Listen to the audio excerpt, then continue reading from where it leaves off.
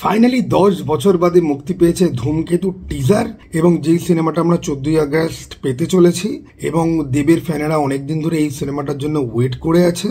এবং টিজারটা অসাধারণ হয়েছে গাইজ, টিজারটা ভীষণই সুন্দর, এবং এরকম টিজার আমার মনে হয় না যে বাংলাতে এর আগে কেউ কোনোদিন দেখেছে বলে। ঠিক আছে, দেবদার পারফরমেন্স গোটা টিজার জুড়ে জাস্ট অসাধারণ। একটা শট আমরা দেখতে পাই গাছের মধ্যে পাঞ্চিং ব্যাগ ঝুলছে এবং দেবদা তার মধ্যে ঘুষি মারছে। ঘাটাল নিয়ে যারা মিম তৈরি করছে না, বা ঘাটাল নিয়ে যারা দেবদাকে অনেক বেশি অপমান করছে, তাদেরকে ওই রকম ভাবে গাছে উল্টো করে ঝুলিয়ে ঘুষি মারা উচিত গাইজ।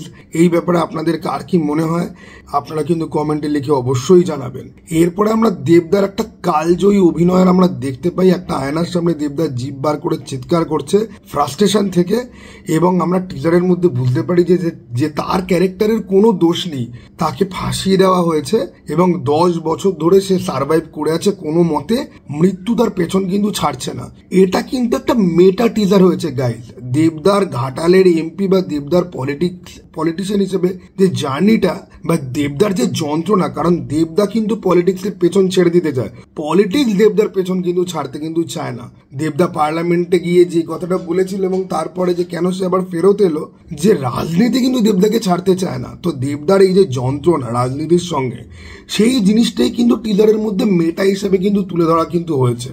কিন্তু দেবদা এখানে একজন বিপ্লবীর মতো একটা ক্যারেক্টার। এখানে একটা খুব সুন্দর ডায়লগ আছে লাস্টে গিয়ে গাইজ, যে ফিল্মে যখন কোনো হিরো ভিলেনকে নিয়মের তোয়াক্কা না করে খুন করে তখন তাকে সেলিব্রেট করা হয়, বাট রিয়েল লাইফে তাদেরকে কিন্তু ভিলেন কিন্তু বানিয়ে দেওয়া হয়। দেবদার যে গোটা ট্রান্সফরমেশন সেটা কিন্তু দুর্দান্ত হয়েছে গাইজ, এবং যে ডিসগাইজ পরে যে দেবদার কতগুলো শট দেখতে পাই, সেই শটগুলো আরো দুর্দান্ত ছিল গাইজ। এবং গাইজ আমি আর একটা কথা বলতে চাই, যে শুভশ্রী গাঙ্গুলি তো যাই হোক, নাম আমি ভুল করি, শুভশ্রীদির ফ্যানরা আমাকে মাফ করে দেবেন গাইজ যদি লাস্ট নামটা যদি ভুল বলি। তো শুভশ্রী দিদির কিছু শট আমরা দেখতে পাই, তাকে অত্যন্ত ইয়াং লাগছে, দেবদাকে অত্যন্ত ইয়াং লাগছে। এটা 10 বছর আগের যেহেতু ফিল্ম, এবং তাদের রোম্যান্স আমরা এত বছর বাদে আবার দেখতে পাবো। এটা ভাই দুর্দান্ত একটা জিনিস হতে চলেছে গাইজ। এই সিনেমাটা কিন্তু বক্স অফিসের রেকর্ড কিন্তু ভেঙে চুরমার করে দেওয়ার ক্ষমতা কিন্তু রাখে গাইজ। এবং কৌশিক গাঙ্গুলির পরিচালনা নিয়ে কিছু বলার মতো যোগ্যতা আমার কিন্তু সত্যি নেই গাইজ। একটা ট্রেনের শট আমরা দেখতে পাচ্ছি, দার্জিলিং এর কিছু শট দেখতে পাচ্ছি, সিনেমাটোগ্রাফি অত্যন্ত চকচক করছে গাইজ। এইরকম একটা টিজার আমাদেরকে উপহার দেওয়ার জন্য এত বছর বাদে, কারণ এই বছরে বাংলা কোনো ভালো সিনেমা বারই হয়নি, সত্যিকারের সিনেমা এইবার আসতে চলেছে গাইজ। তো এই টিজারটা আপনাদের কেমন লেগেছে অবশ্যই বলবেন গাইজ। এবং সত্যি কথা বলছি যে দেবদার মতো বড় সুপারস্টার, মেগাস্টার এবং ব্লকবাস্টার হিরো বাংলাতে আর একটাও কিন্তু নেই গাইজ।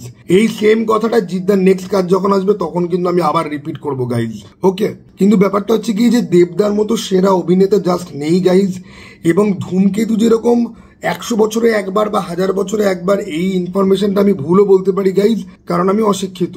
তো যেরকম ধূমকেতুর যেরকম অনেক প্রার্থনার পর যেরকম ধূমকেতুর দেখা পাওয়া যায়, ঠিক সেরকম ধূমকেতু সিনেমাটা দেখা কিন্তু 10 বছর বাদে ফাইনালি আমরা পেতে চলেছি গাইজ। এইটার জন্য কিন্তু আমাদেরকে সেলিব্রেট করা উচিত গাইজ।